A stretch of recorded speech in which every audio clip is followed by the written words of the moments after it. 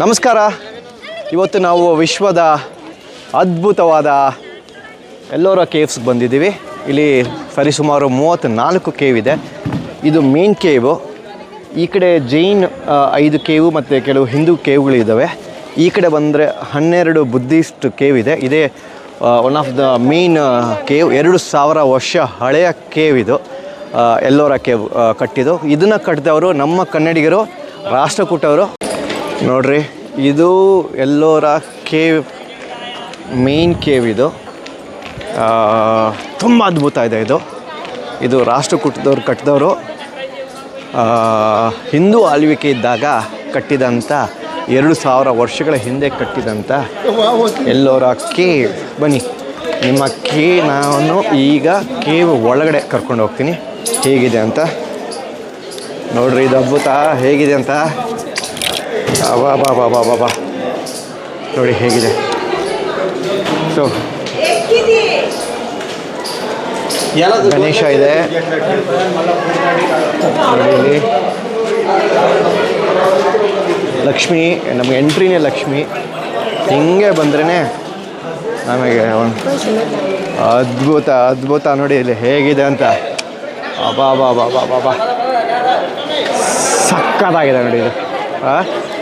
ಏನು ಗೊತ್ತಾ ವಿಶೇಷ, ಈ ಕೇವ್ ಈ ಬೆಟ್ಟನ ಕೊರ್ಕೊಂಡು ಇದನ್ನು ಹೀಗೆ ಮೇಲಿಂದ ಕೆಳಗೆ ಕೆತ್ಕೊಂಡು ಬಂದಿರೋದಂತೆ ನೋಡಿ. ಇದು ವಿಶ್ವದ ಅದ್ಭುತದಲ್ಲೇ ಅದ್ಭುತ, ಸಕ್ಕತ್ತಾಗಿದೆ.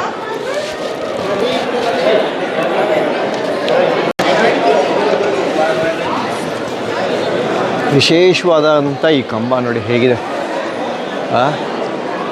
ಇಲ್ಲ ಬೃಹತ್ಕಾರವಾದ ಆನೆ ಕೆತ್ತನೆ ಇದೆ. ದಾಳಿಗೆ ಒಳಗಾಗಿ ಎಲ್ಲ ಪಾಲು ಬಿದ್ದಿದೆ. ಬಟ್ ಸ್ಟಿಲ್ ಅದು ಇನ್ನೂ ಇವತ್ತಿಗೂ ಎಷ್ಟೇ ದಾಳಿಗೆ ಒಳಗಾಗಿದ್ರೂ ಅಷ್ಟೇ ಅದ್ಭುತವಾಗಿ ಇವತ್ತಿಗೂ ಹಾಗೆ ಸದೃಢವಾಗಿ ನಿಂತಿದೆ ನೋಡಿ. ಇದಲ್ಲ ನೋಡಿ, ಮೇಳೆಗೆ ಹೋದರೆ ನಿಮಗೆ ಫ್ಲೋರ್ ವೈಸ್ ಇದೆ. ಫಸ್ಟ್ ಫ್ಲೋರೆಲ್ಲ ಸಿಗುತ್ತೆ. ಒಳಗೆ ಹೋದರೆ ಹೀಗೆಲ್ಲ ನಾವು ಎಂಟ್ರಿ ಕೊಡ್ಬೋದು. ನೋಡೋಣ ನೋಡಿ, ನಮ್ಮ 20 ರೂಪಾಯಿ ನೋಟ್ನಲ್ಲೂ ಇದೇ ಎಲ್ಲೋರಾ ದೇವಸ್ಥಾನ ಇದೆ. ಹೇಗಿದೆ, ಸೂಪರ್ ಅಲ್ಲ?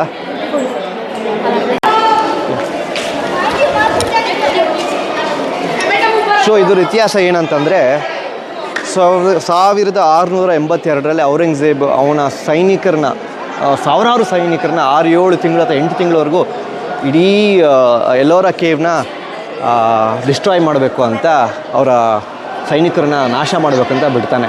ತಿಂಗಳಾಂಗಟ್ಲೆ ಅವರು ಇದನ್ನು ನಾಶ ಮಾಡೋಕ್ಕೆ ಟ್ರೈ ಮಾಡ್ತಾರೆ. ಆದರೂ ಈ ಮಟ್ಟಿಗೆ ಉಳ್ಕೊಂಡಿದೆ. ಯಾಕಂದರೆ ಈ ಕಲ್ಲು ಕೆತ್ತಿದ್ದು ಬಸಾಲ್ಟ್ ರಾಕ್ ಅಂತ. ಬಸಾಲ್ಟ್ ರಾಕ್ ಅನ್ನೋದು ಜ್ವಾಲಾಮುಖಿಯಿಂದ ಉದ್ಭವ ಆಗಿರುವಂಥ ಒಂದು ಕಲ್ಲು. ಇದರಲ್ಲಿ ಕೆತ್ತನೆ ಮಾಡೋದೇ ಕಷ್ಟ. ಇಂಥ ಒಂದು ಬಸಾಲ್ಟ್ ರಾಕ್ನ ನಾಶ ಮಾಡೋದು ಸ್ವಲ್ಪ ಕಷ್ಟವಾದ ಕೆಲಸ, ತುಂಬ ಚಾಲೆಂಜಿಂಗು. ಒಂದು 8-10 ಮೇ ಬಿ 1 ವರ್ಷ ತಗೊಂಡಿರ್ಬೋದು. ಆದರೂ ಅವರು ಇಷ್ಟು ಮಟ್ಟಿಗೆ ಮಾತ್ರ ನಾಶ ಮಾಡೋಕ್ಕಾಗಿದ್ದು. ಕೊನೆಗೂ ಇವತ್ತಿಗೂ ಇಷ್ಟು ಬೃಹತ್ಕಾರವಾಗಿ ನಿಂತಿದೆ ಈ ಎಲ್ಲೋರಾ ಕೇವ್. ನೋಡಿ ಹೇಗಿದೆ, ಅದ್ಭುತ ಅಂದರೆ ಅದ್ಭುತ. ನಾವು ಇದರಲ್ಲೇ ನಮ್ಮ ಹೊಯ್ಸಳ ದೇವಸ್ಥಾನ, ಆ ದೇವಸ್ಥಾನ ಎಲ್ಲ ಬೇರೆ ಬೇರೆ ಕಲ್ಲಲ್ಲಿ ಕೆತ್ತನೆ ಮಾಡಿದ್ದು. ಆದರೆ ಇದು ಮಾತ್ರ ಬಸಾಲ್ಟ್ ರಾಕು, ಜ್ವಾಲಾಮುಖಿಯಿಂದ ಉತ್ಪಾದನೆ ಆಗಿದ್ದಂಥ ಒಂದು ಕಲ್ಲು. ಅಷ್ಟು ಗಟ್ಟಿ ಇರೋವಂಥ ಕಲ್ಲಿದು ನೋಡಿ. ನಾನು ಹೇಳಿದಂಗೆ ಇದು ಇಡೀ ಎಲ್ಲೋರಾ ದೇವಸ್ಥಾನನ ಬಸಾಲ್ಟ್ ರಾಕ್ ಅಂತ ಒಂದು ಕಲ್ಲಿರುತ್ತೆ.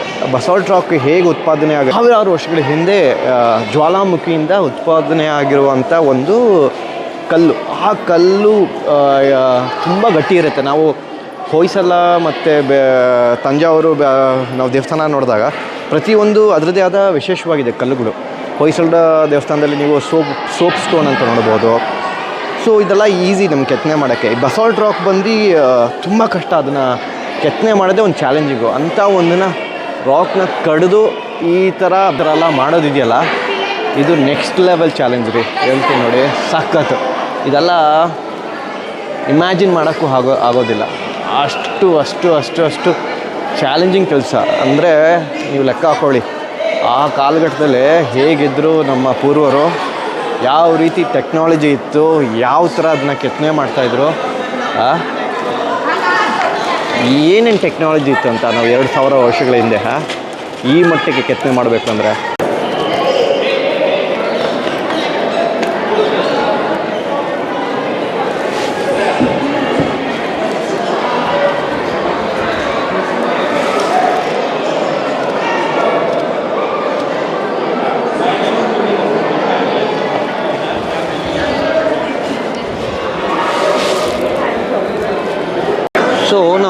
ಎಲ್ಲೋರದ ಎಂಟ್ರಿ ಹಿಂಗೆ ಬಂದರೆ ನಮಗೆ ಬಲಭಾಗಕ್ಕೆ ರಾಮಾಯಣದ ಕಥೆಗಳು ಕಾಣುತ್ತೆ ಈ ಥರ. ಅದೇ ಥರ ನಾವು ಆ ದಿಕ್ಕಿಗೆ ಹೋದರೆ ಮಹಾಭಾರತದ್ದು ನಮಗೆ ಕತೆ ಕಾಣುತ್ತೆ. ತೋರಿಸ್ತೀನಿ ನಿಮಗೆ. ಇದು ನಾವು ಇದೇ ನೋಡಿ, ಈ ಎಂಟ್ರಿಯಿಂದ ನಾವು ಈ ಕಡೆ ಬಂದರೆ ಇಲ್ಲಿ ನೋಡ್ರಿ ಹೇಗಿದೆ, ಬ್ಯೂಟಿಫುಲ್ ಇದನ್ನೆಲ್ಲ. ಈ ಎಂಟ್ರಿ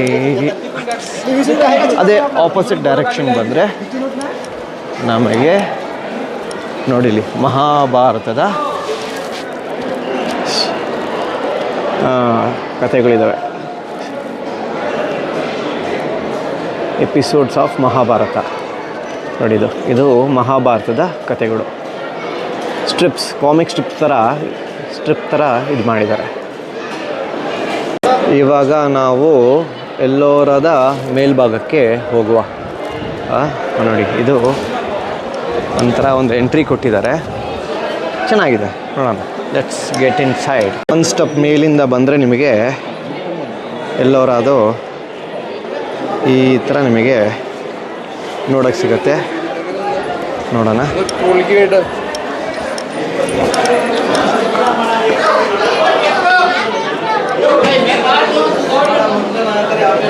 ಇದು ಶಿವನ ದೇವಸ್ಥಾನ ಎಲ್ಲೋರ ಒಳಗಿರುವಂಥ. ಸೊ ಎಲ್ಲೋರದ ಒಳಭಾಗದ ನಮಗೆ ಒಂದು ದೇವಸ್ಥಾನ ಇದೆ ನೋಡಿ. ಇದು ಸ್ವಲ್ಪ ಕತ್ಲಿದೆ. ಶಿವನ ದೇವಸ್ಥಾನ, ಒಂದು ಲಿಂಗ ಇದೆ ನೋಡಿ.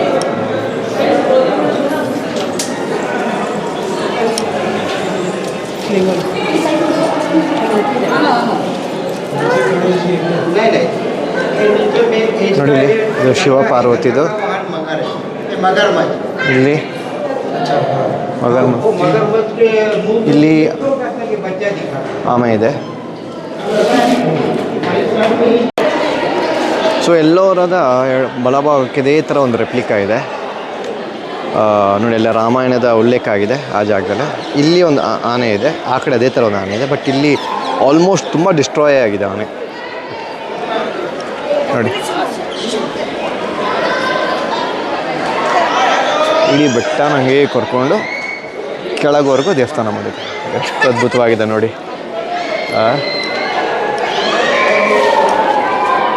ಇದು ಅದೇ ರೆಪ್ಲಿಕಾ ಎಡಭಾಗದಲ್ಲಿರೋದಂಥದ್ದು. ಈ ಕಡೆ ನಮಗೆ ಮಹಾಭಾರತದ ಉಲ್ಲೇಖ ಆಗಿದೆ. ಇಲ್ಲಿ ಆನೆ ಅಷ್ಟು ಒಂದು ಮಟ್ಟಿಗೆ ದಾಳಿಯಾಗಿದೆ, ಅಷ್ಟು ಹಾಳಾಗಿಲ್ಲ, ಬಟ್ ಸ್ಟಿಲ್ ಹಾಳಾಗಿದೆ ನೋಡಿ.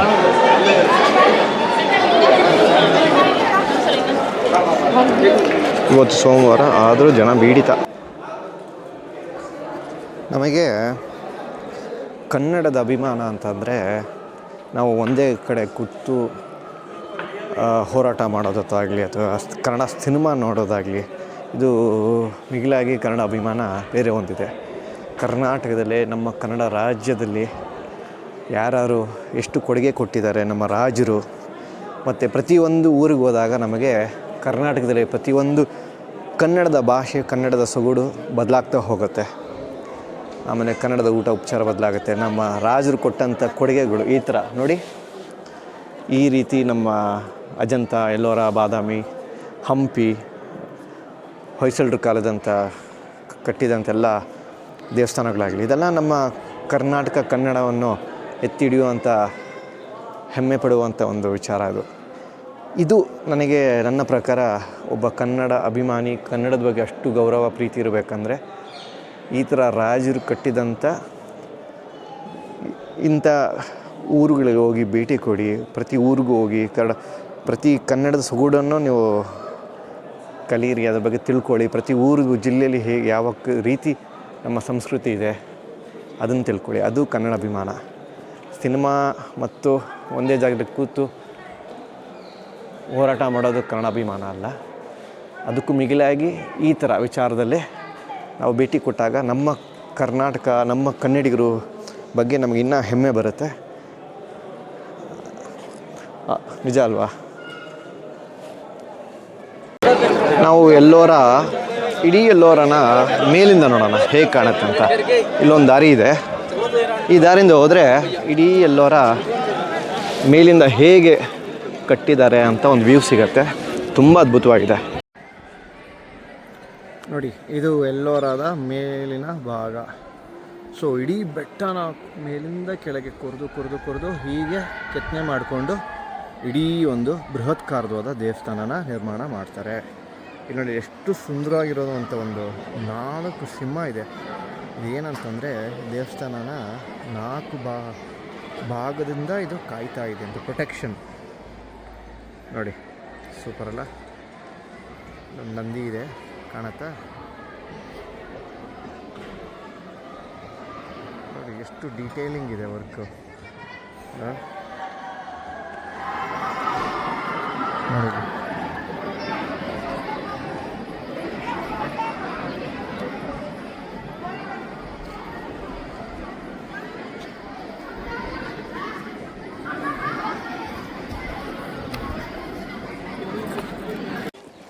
ಇವತ್ತು ಕೈಲಾಸದ ದೇವಸ್ಥಾನದ ಟ್ರಿಪ್ ಮುಗೀತು.